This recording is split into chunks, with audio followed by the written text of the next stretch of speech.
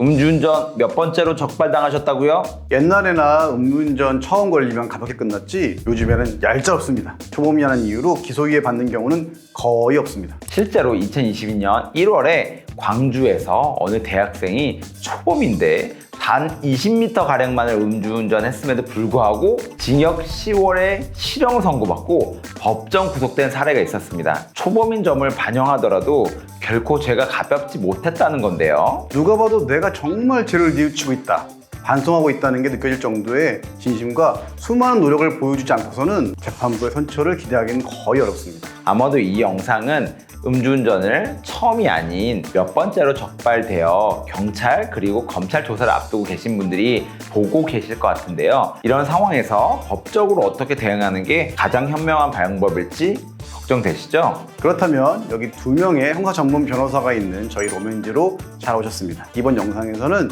저희 로맨지가 성공적으로 해결했던 음주운전 사건 사례들을 보면서 음주운전 2회차, 3회차, 물론 6회차 적발까지 실제 위기에서 벗어났거나 처벌 수위를 낮출 수 있었던 비결에 대해서 소개해드리고자 합니다.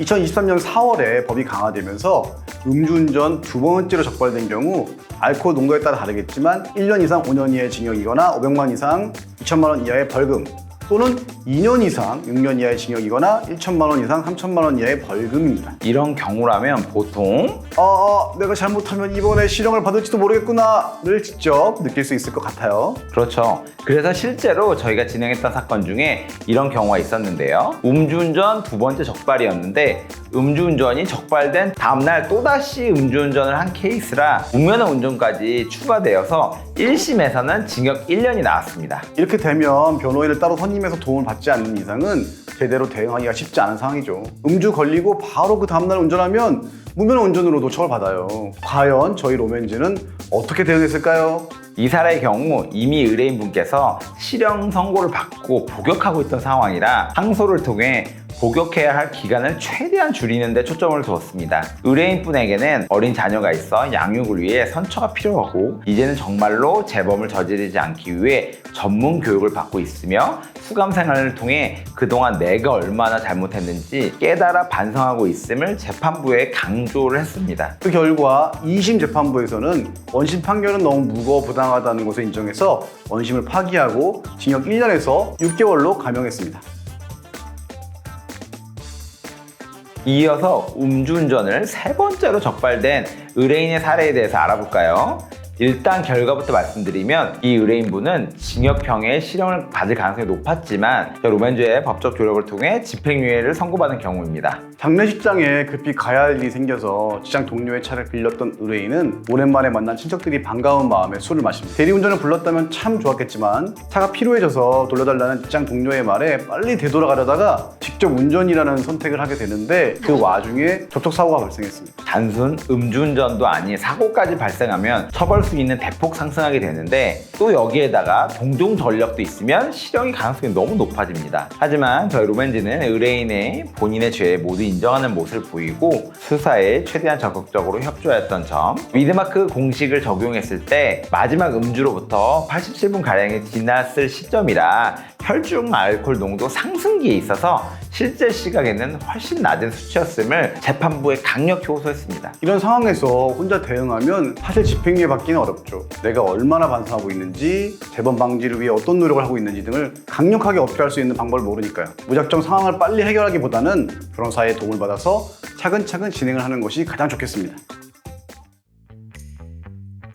음주운전을 4회차, 5회차씩 적발되면 상습 음주운전자로 판단을 하게 됩니다. 저번에 저희가 쇼츠 영상을 한 번 올린 적이 있었는데 음주운전 3번 이상 적발되면 차량 압수당할 수 있다는 그런 내용이었죠. 말로만 그러는 게 아니고 최근에 경찰이 넉 달간 상습 음주운전을 특별 조사해서 차량 162대를 압수하기도 했습니다. 음주운전을 정말 엄중하게 보고 강하게 처벌하고 있는 만큼 음주운전 4회차, 5회차 적발 시에는 그 어느 때보다 실형에 처할 가능성을 염두에 둬야 하는데요. 그렇지만 우리 로맨즈는 어떻게 해결했죠? 실형이 나올 수 있는 부분을 집행유예로 벌금형으로 처벌 수위를 낮춰서 해결했던 경험이 있습니다. 기억이 남는 게 5회차 음주운전 적발된 의뢰인분은 실형이 아닌 약식명령 벌금형 판결을 받게끔 도와드린 게 떠오릅니다. 이 의뢰인분은 술을 드시고 운전을 하다가 타이어가 벙크가 나서 갓길에 차량을 세우고 보험사를 불렀는데 당황스럽게 경찰이 와서 적발된 경우였습니다. 저희가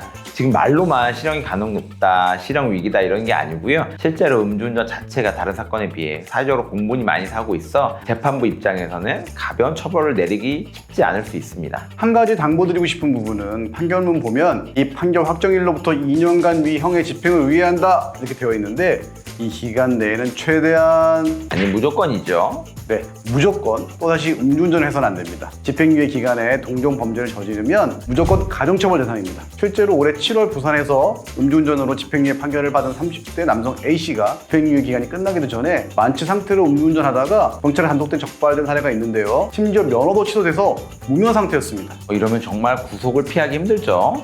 여러분이 놓칠 수 있는 부분인데 검찰은 조사하는 과정에서 신용카드 내역 등을 확인하려면 얼마든지 확인할 수 있습니다. 뉴스 보면 검찰이 수사 과정에서 A씨의 주유소 신용카드 결제 내역을 조회했고 A씨가 집행유예 판결 이유는 물론 이번 음주운전 단속 이후 불구속 상태로 조사를 받으면서도 무면허 운전을 계속한 사실을 추가로 밝혀낼 수 있었다고 하더라고요. 이러면 재판부는 이 사람이 반성을 하고 있다, 죄를 뉘우치고 있다는 것을 인정해주기 어려울 것 같은데요. 죄를 뉘우치고 있음을 입증하는 증거, 이 중에 가장 최고는 알코올 중독 치료를 받아야 되죠. 음주는 마약이랑 좀 비슷해서 음주운전 사건을 일으킨 사람들이 또 합니다. 따라서 근본적인 치료를 받지 않으면 또다시 재범 여지가 있다고 보기 때문에 치료뿐만 아니라 음주 클리닉 같은 데서 진지하게 치료받은 내역 등이 중요합니다.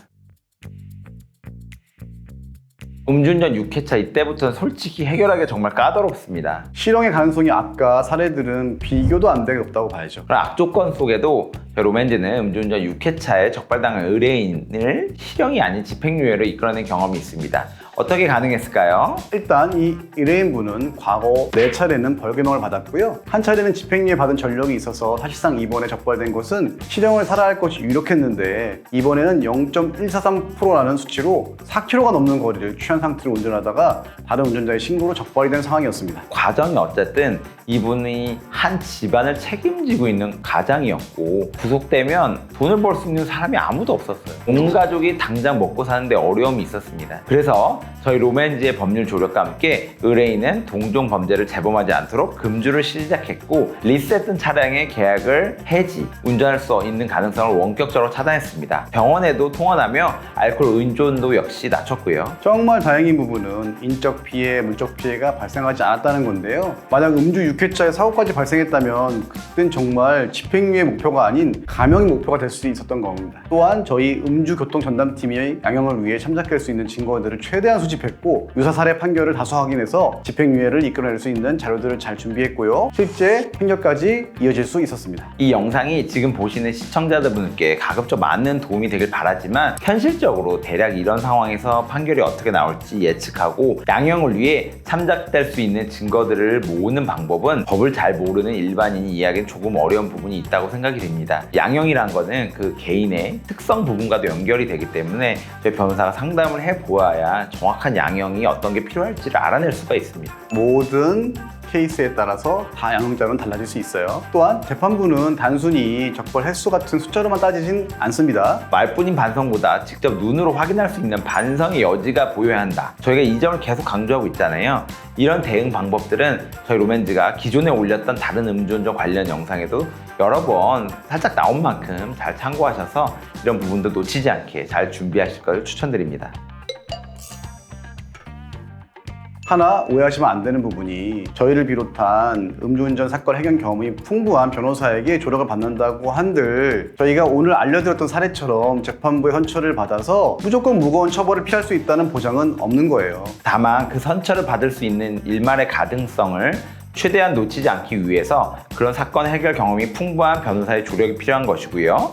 가장 좋은 것은 음주운전을 하지 않고 음주운전으로 입건되지 않은 것입니다. 만약 음주운전 혐의로 조사를 받아야 하는 상황이거나 법적 조력이 필요하신 부분이 있다면 저희 로맨지로 연락 부탁드립니다. 음주운전 사건은 신속한 대응이 가장 중요한데요. 저희 대표 변호사 2명과 함께 전문성을 가진 후속 변호사 전원이 팀으로 움직이기 때문에 어떤 상황이든 몇 번째 음주든 저희 로맨지가 운영하는 음주운전 교통전담팀이 처음부터 끝까지 함께해서 의뢰인 분에게 좋은 결과가 나올 수 있도록 노력하고 있습니다. 그럼 저희는 다음 영상에서 또 인사드리는 걸로 하고 지금까지 로맨지의 신혁범 변호사 남성진 변호사고요. 영상 잘 보셨다면 구독과 좋아요 부탁드립니다. 감사합니다.